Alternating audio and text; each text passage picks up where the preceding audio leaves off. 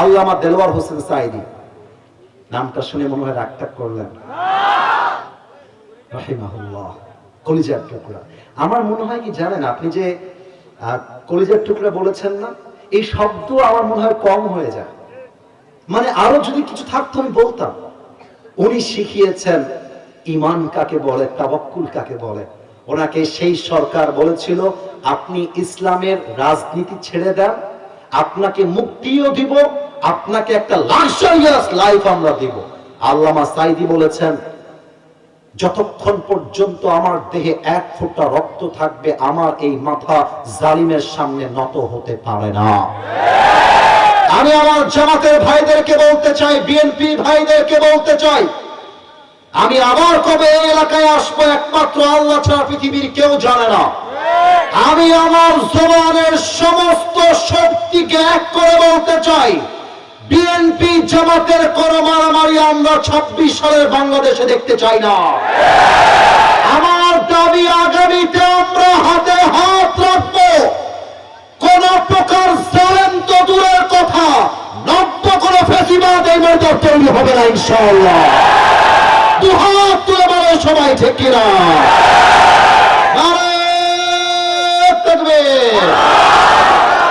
পড়ে আছে। আমি আগে জানতে চাই, আমার কথা বোঝা যায় নাকি যায় না? আর একটা জোরে বলতে হবে, সরি, বোঝা যায় নাকি যায় না? মানে একটা কোপ মেরেছে, দেহ 2 আধখান হয়ে গেছে, এইদিকে এক পাট, এইদিকে আর এক পাট। আলী লাথি মেরে মেরে, বুকের পাটা কারে কয়, লাথি মেরে মেরে দুইটাকে একসাথে করেছে, আর বাম পাটা আমর বিন মারহাবের বুকের উপরে তুলে দিয়েছে। আর বলতেছে আরবিতে, কাইফা তুকাতিলুনি আনতা তা'বুদু হাজারান ওয়া আনা আবদু রাব্বি মুহাম্মদ। এই বেটা কাফের, তুই আমারে মারতে চাস, তুই আমারে মারবি?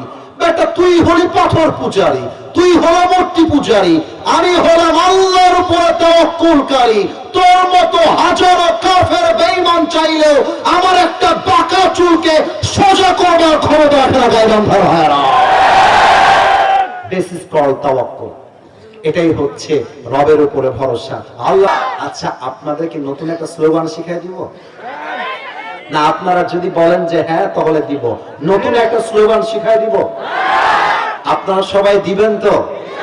আচ্ছা, আমার ওয়াদা শোনেন, আপনারা যদি গায়ের আওয়াজ আগের মতো দিতে পারেন, আমরা 12টার মধ্যেই ক্লোজ করব, আমার কোনো অবজেকশন নাই। আমার টাইম যেটা ছিল 1 ঘন্টা, ওইটা ডান। কিন্তু সব জায়গায় নিয়ম কানুন দিয়ে হয় না, মাঝে মাঝে ভালোবাসা দিয়ে তো হিসাব করতে হয়।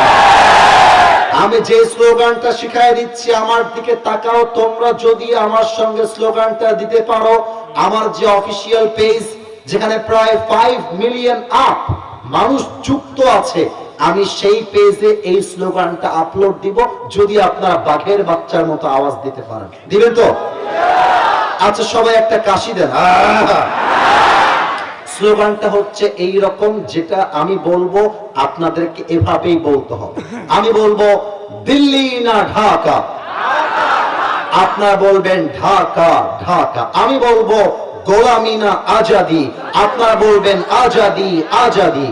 আমি বলবো আপোষ না সংগ্রাম, আপনারা বলবেন সংগ্রাম সংগ্রাম। আমি বলবো ক্ষমতা না জনতা, আপনারা বলবেন জনতা জনতা।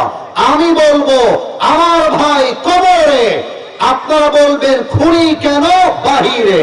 আমি বলবো খুনি কেন বাহিরে, আপনারা বলবেন আমার ভাই কবরে। আমি বলবো দিয়েছি তো রক্ত, রক্তের বন্যায় ভেসে যাবে অন্যায়। কথা ঠিক আছে কিনা বলে? আমি বলবো নারে তাকবীর, আপনারা আওয়াজ দিয়ে বলবেন আল্লাহু আকবার। আমি 1 থেকে 3 গুনছি স্লোগান দেওয়ার জন্য। Take the preparation, prepare yourself for this slogan. আর সাউন্ড হবে এমন, পুরো বাংলাদেশ কেঁপে উঠবে সাউন্ডের জোরে। যুবক ভাই, 1 2, হ্যাঁ, আমার কাশি দাও, আমার কোনো আপত্তি না। মাশাআল্লাহ, না কাশি দাও, কাশি দিয়ে বলা ঠিক হবে। আচ্ছা, আমার সঙ্গে একটা কাশি মারো। 1 2 3, নারে তাকবীর। দিল্লি না ঢাকা।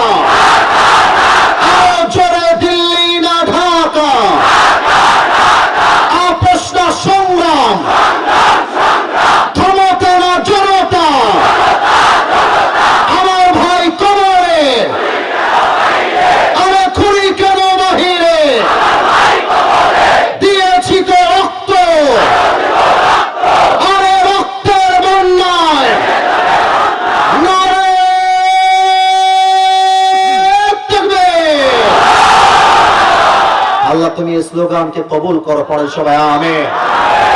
আমি বিদায় নেওয়ার আগে প্রত্যেকটা বাবার পায়ে হাত রাখবো, প্রত্যেকটা মায়ের কাছে 2 হাত জোর করে বলবো আপনার ছেলেকে বিয়েটা দিয়ে দেন।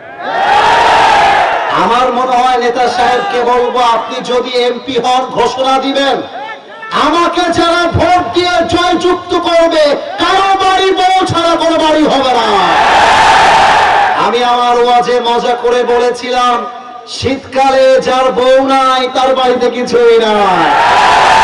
আরে শীতকালে কম্বল দিয়ে শীত দূর হবে না, ল্যাব দিয়ে শীত দূর হবে না। শীত দূর করতে যুবকদের ঘরে ঘরে বউয়ের দরকার। এবারের সংগ্রাম বিয়ের সংগ্রাম, এবারের সংগ্রাম চরিত্র রক্ষার সংগ্রাম, এবারের সংগ্রাম গার্লফ্রেন্ডকে বাদ দিয়ে বউ ধরার সংগ্রাম। আল্লাহ তুমি যুবকদেরকে দিনদার নেককার সুন্দরী বউ দিয়ে দাও। যে আমিন কয় নাই ওই শালা বউ পাবে না। আরে মিয়া সবাই মিলে কয় না আমিন। এভরিবডি রেজ ইউর 2 হ্যান্ডস, 2টা হাত তুলবেন আমার সাথে সবাই, কেউ যেন বাদ না যায়। 2টা ওয়াদা আমরা আল্লাহর সাথে করতে চাই, 2টা ওয়াদা। ওকে, এই চিঠি পড়লেই এটা ভাইরাল হয়ে যায়, এই জন্য আগে ওয়াদা, তারপরে আপনারা পারমিশন দিলে পড়বো। একটু কাশি দেন, একটু আমার সঙ্গে তাল মিলিয়ে বলেন আল্লাহ। এটা গাইবান্ধার সাউন্ড হয়নি, বলেন আল্লাহ।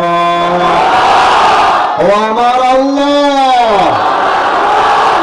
তোমার শাহী দরবারে দিল থেকে তওবা করছি।